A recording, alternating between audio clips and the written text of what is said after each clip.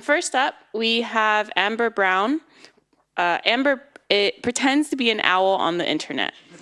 When she's not doing that, she does release management and is a core developer for the Twisted project. Please welcome Amber and her top releasing calendar versioned software.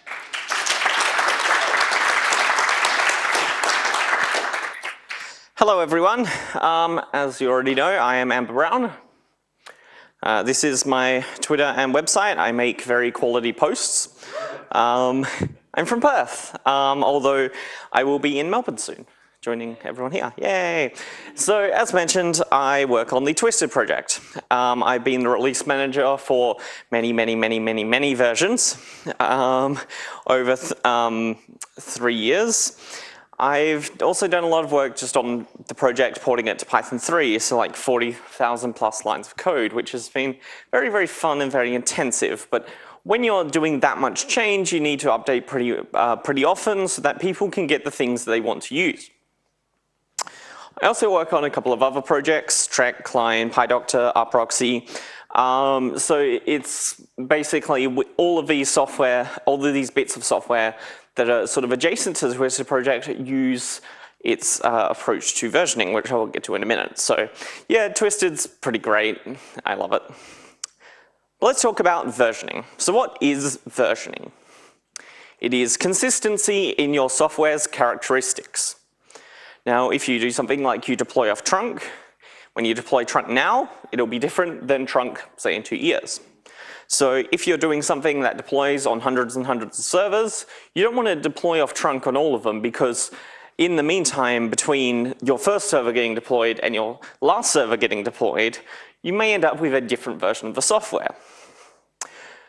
But if you have specific versions, it will be the same now as it will be later. So you have a little bit of dependency there.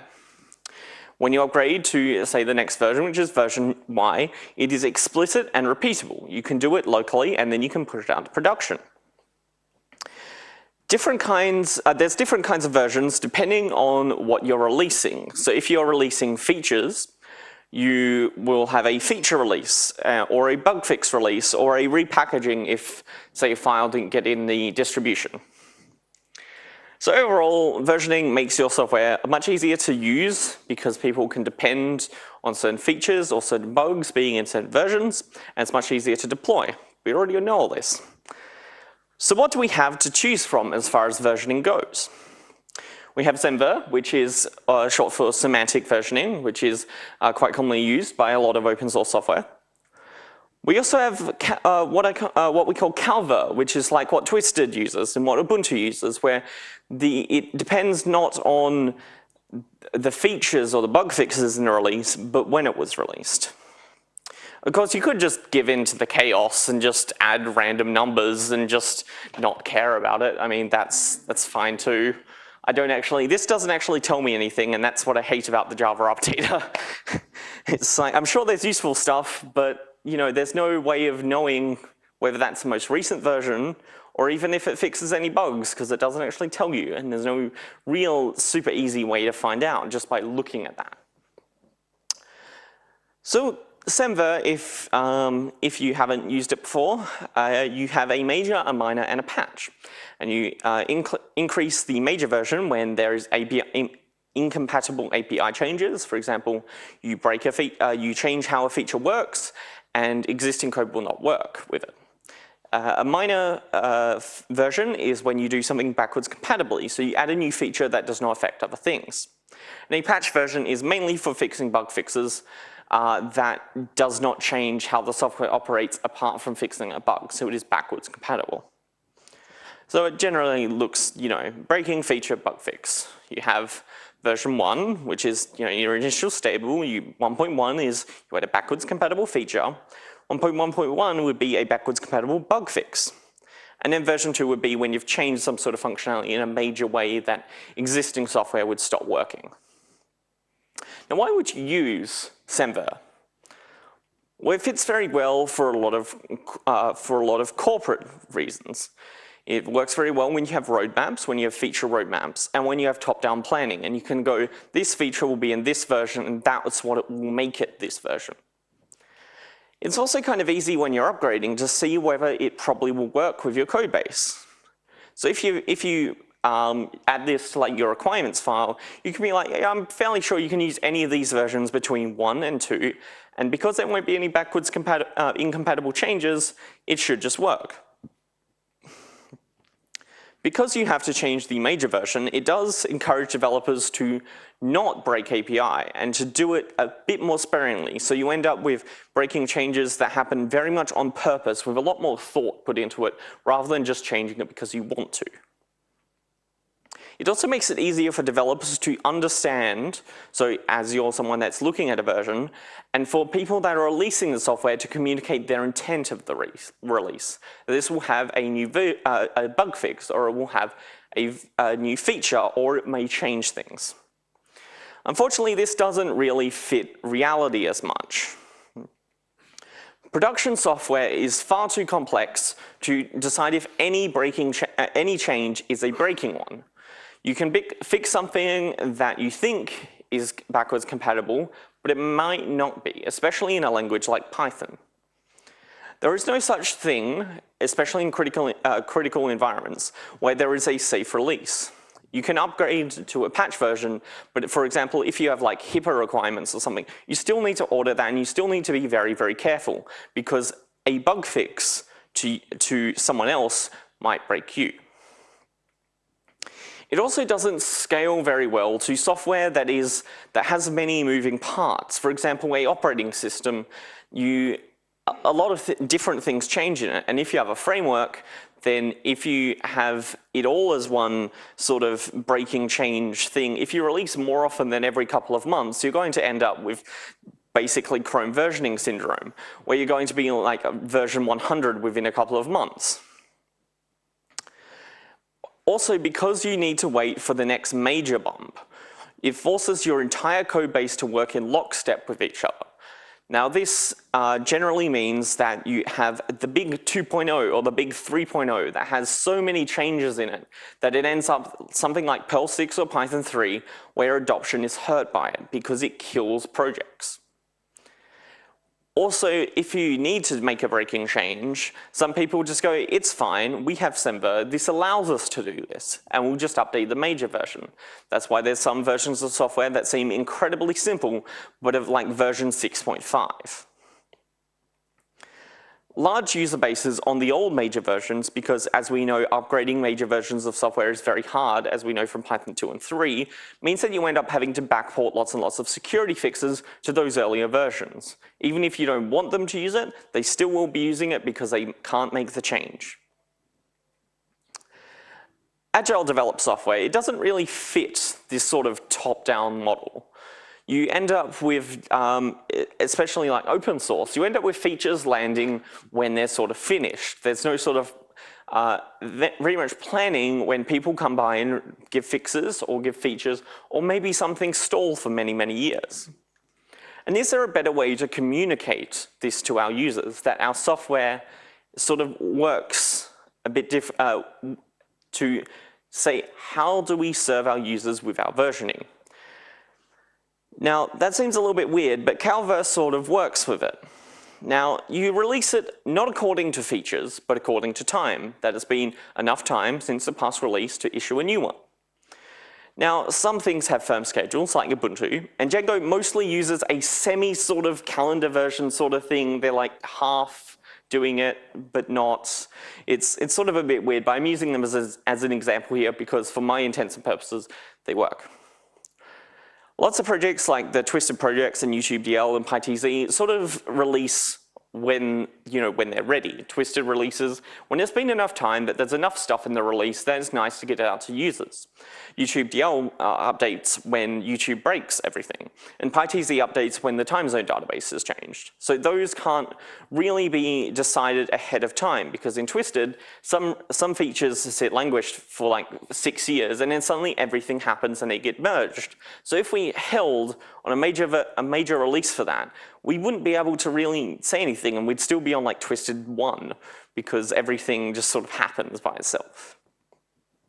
Generally, you end up with something that looks like this. So you have a year, a month, and a patch, or a year, month, day patch, for example, PyTZ, or year release patch. So here's 3 examples of these different versioning schemes. Now, they're used a bit differently on each project, and they serve different purposes. So YouTube DL has a lot more fine-grainedness in it, because it sort of depends on, this is fixing something that broke in the service on this day. And they have several releases like a week. Twisted, however, we sort of have X releases per year, where X ranges from 1 to 6.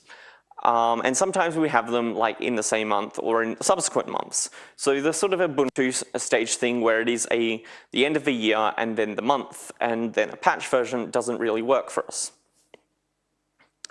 Now, if you sort of orient it in a calendar-based way, you sort of want them to keep updating. So you need to reduce the friction for a user to constantly upgrade, for them to always be using the new version, no matter what.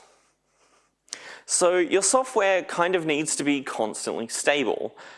In Twisted, we revert anything that breaks trunk, even if trunk is not actually released in anything, because we want to be able to do a release whenever we want to.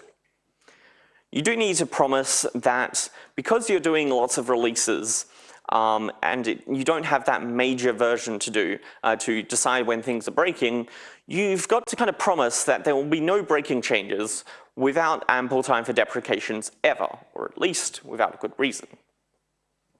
When you want to get rid of functionality that you've deprecated, you do it after a certain amount of time. So, for example, a year or so, after X amount of time, however big that may be. You don't increment the major version to say that things are broken, because it might be a tiny breaking change. It might be some API that no one uses and has been deprecated for many years. You know, when you have software that has that many moving parts, you end up with that a lot. Generally, you end up with one true release, which is the current release. So in Twisted, you should always be using the latest release. For Ubuntu, you should generally be using the latest release, but for some software, you do need LTS strategies. And that sort of works with calendar version things as well. That because it's sort of an API basis, that because you deprecate API rather than functionality that is just used by the API, you can end up with something that is the API at this date, and then you just fix bugs in that. And that's what Ubuntu's LTS releases are, and that's what Django's LTS releases are. And things like, I think it's Terramind have a similar thing like that, because essentially you need to start treating your API as something users can use, and sort of everything else is the implementation detail. It is, however, not a silver bullet.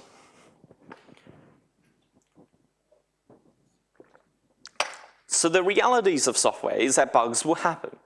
Bugs will always happen, no matter how careful you are.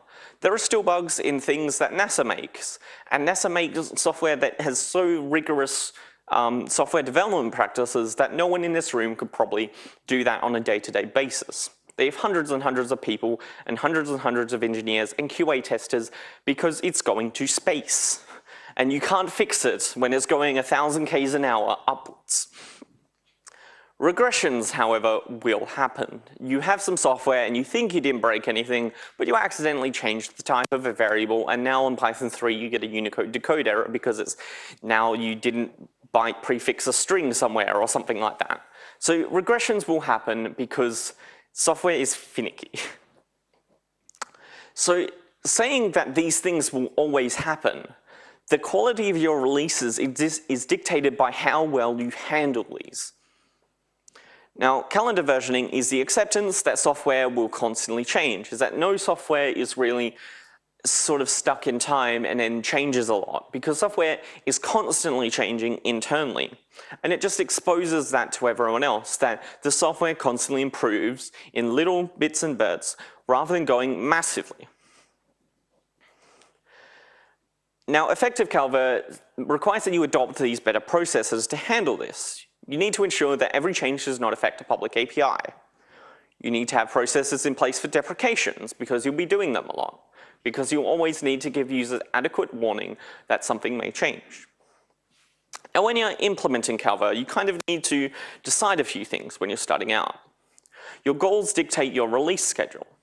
If you want to have more dependable upgrade cycles, for example, if you have enterprise software, a release every 6 months that happens on a certain date is much better for sort of those enterprise people because they will end up picking whatever version of software is currently released at that point anyway.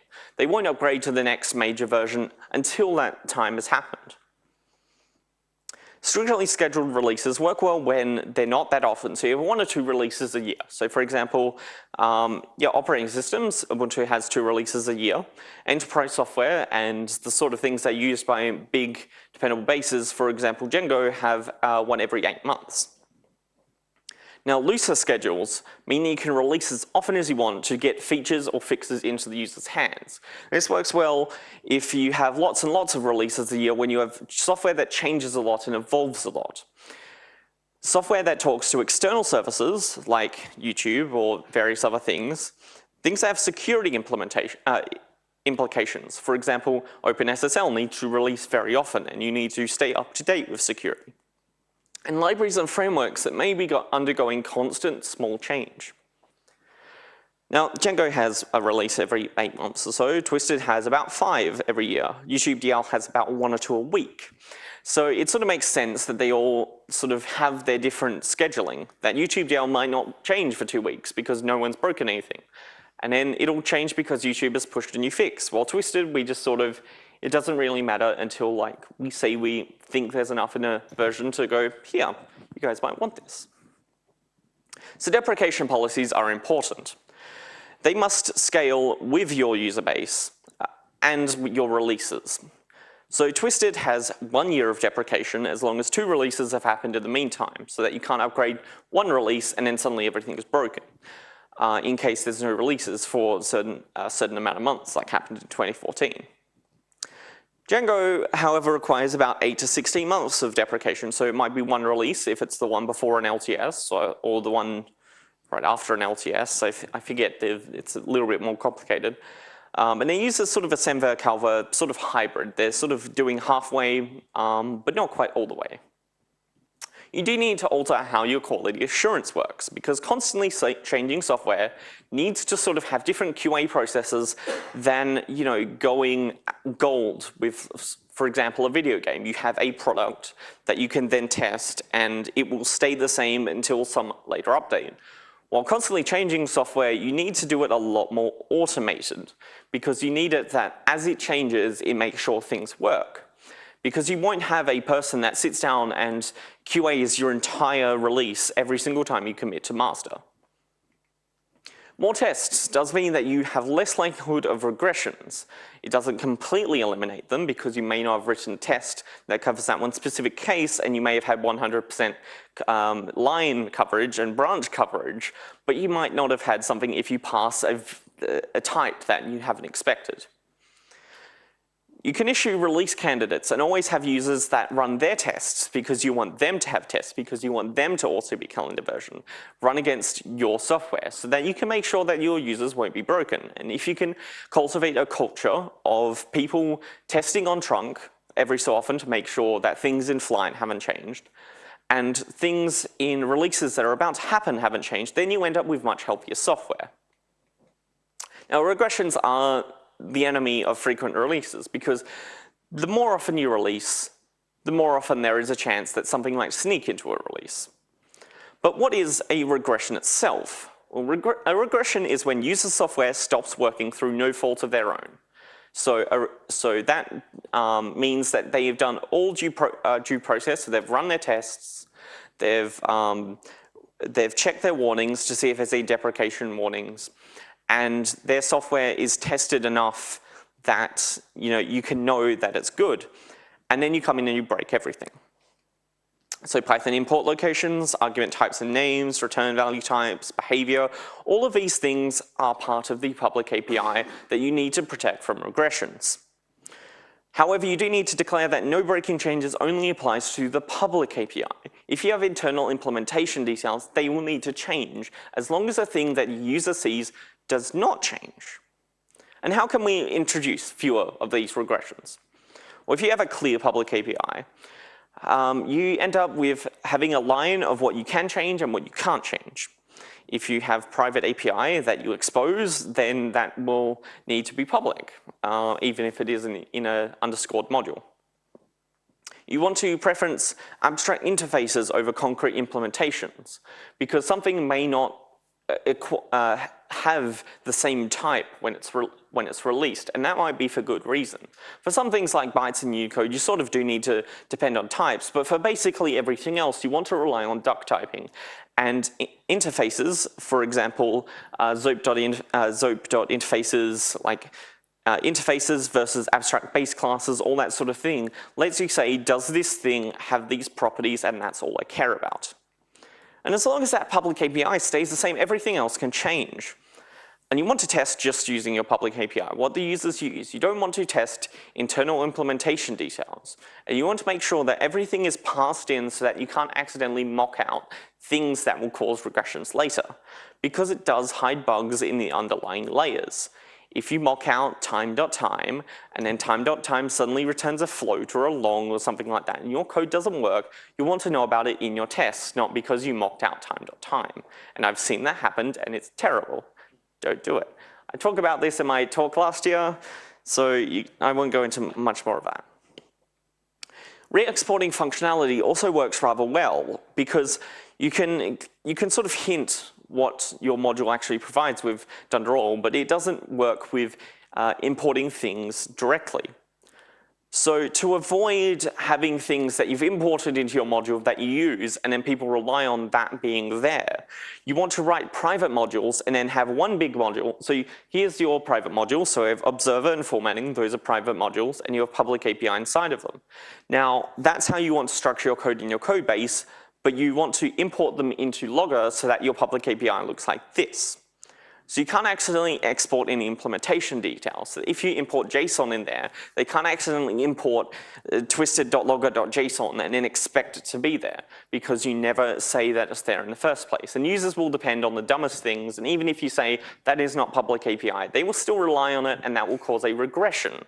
So a regression is even when you've tried and they're doing the wrong thing, you want to keep software working.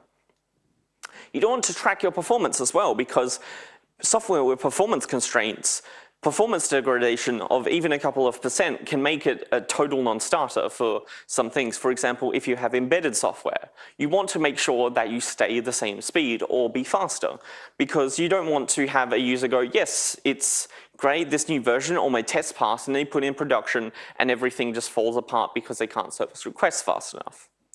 So you want both Microbenchmarks, which are the black box testing, where you just have your code and then you give it some input and you record some output, and it's very specific and unit testy. So you end up with, like, you know, these very fine sort of things, because they don't do a lot, but it's at the core of your code. So you want to say that these specific primitives have this speed. But you also want to have macro benchmarks, which are all of your units together. And then you can end up with some bigger picture things. So for example, that jump there, that was when one of the PyPy developers realized that in Dunder-init of one of our modules, that is only used with code that's actually running a web server and is not the deep down internals, actually instantiated something every single web request, and we stopped that, and then PyPy jumped by like 200%. So it's good to have benchmarks at both those levels of the tiny little primitives that you may use a lot internally, and then the outside API of what, you know, a user might use in the real world.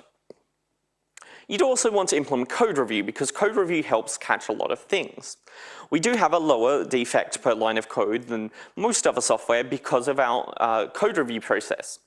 And a lot of the bugs in twisted code that happen generally end up because that was before the code review process was implemented. So there's all sorts of weird things in twisted web that if there was a code review process would have been spotted, but only because it's broken somewhere down the line we've gone, oh, how did that ever get committed?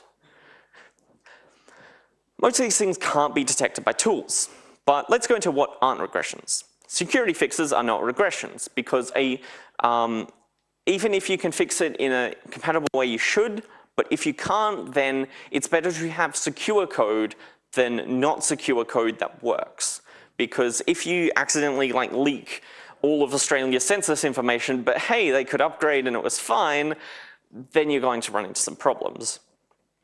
You do also want an escape hatch to remove outright broken code that has not compiled for years or doesn't work in really dangerous ways that is a massive foot gun that no one has been able to use correctly. And you want to have a process that breaking changes are unsurprising as possible. So safely making breaking changes is deprecation. You want to give more useful deprecation warnings than just like, no, stop. Twisted uses something that tells you what version it was deprecated in and where you can find a replacement, which is very, very useful for people that are upgrading and they say, oh, there's this new warning, here it is, okay, we can change this replacement, and you get a nice warning rather than just like a big middle finger on your screen saying, we've replaced something, but we weren't going to tell you. You should also try and make your old API shims over new APIs. So then you sort of don't end up with two implementations, and if you fix a bug in one, you fix a bug in both.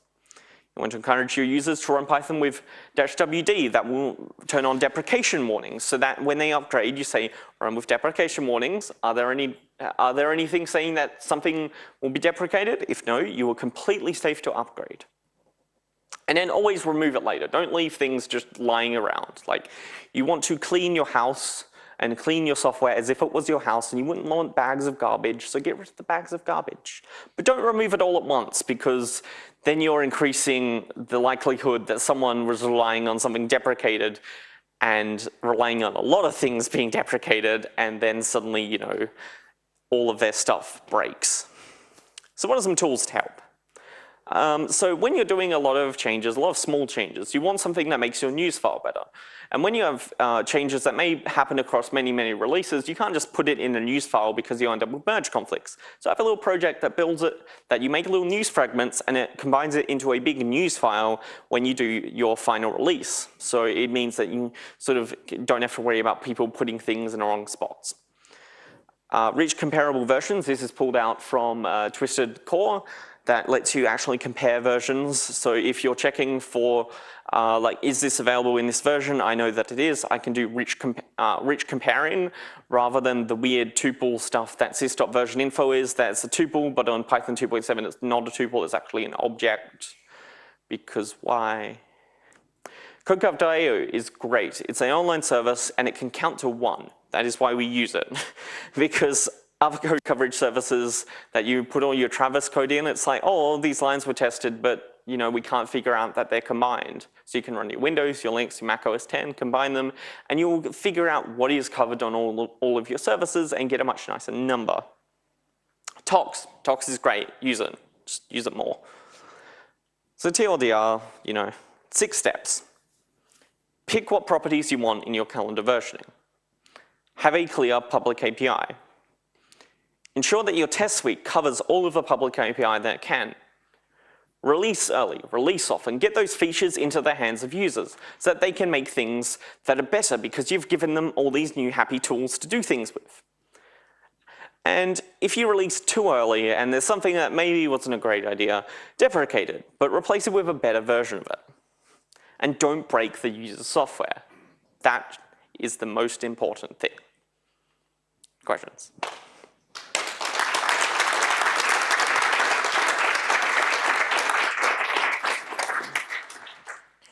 Does anyone have questions? We've got about a minute. Yes. So you mentioned that Django has a bit of a hybrid between SemVer and Calver. Yep.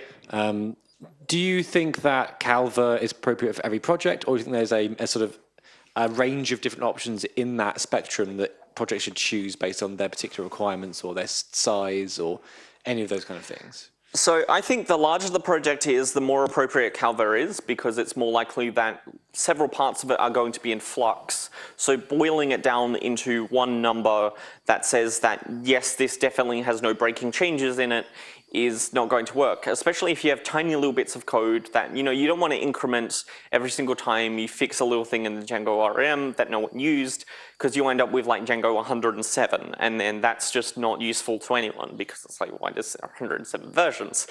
For smaller software, or software that has very, very clear boundaries as to what it does, then I think SemVer works a bit better. But once you get larger than just like doing one exact thing, for example, frameworks should use Calver because they are something that you constantly upgrade and you want to be on the latest version of.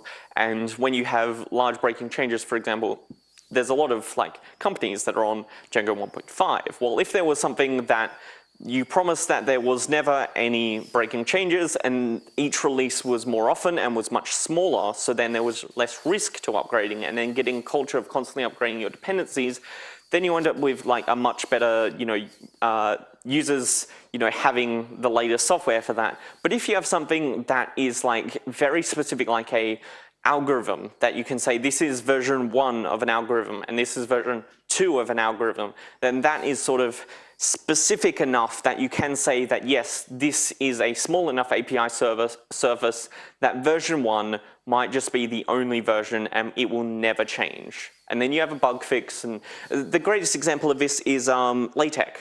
So LaTeX, I think tech, just general tech. It is sort of perfect. LaTeX is perfect, and when they do a bug fix, which happens very, very rarely, it's amazing. It's like NASA software. They just keep adding a version on the end, and it gets closer and closer to whichever numerical constant that bit of software uses. So I think Metafont has a different one. I think Metafont is like the E constant, and I think LaTeX is, tech is pi. So it just gets closer and closer and closer. So I think for that you can say that, yeah, LaTeX is perfect and it will never change because once the author dies, then there will just be no more changes to it ever and it will be perfect and will sit on your hard drive for eternity and everyone will love it and it will still overflow all the text and complain about overfill hboxes. And that will be as the software is forever. Thank you, Amber.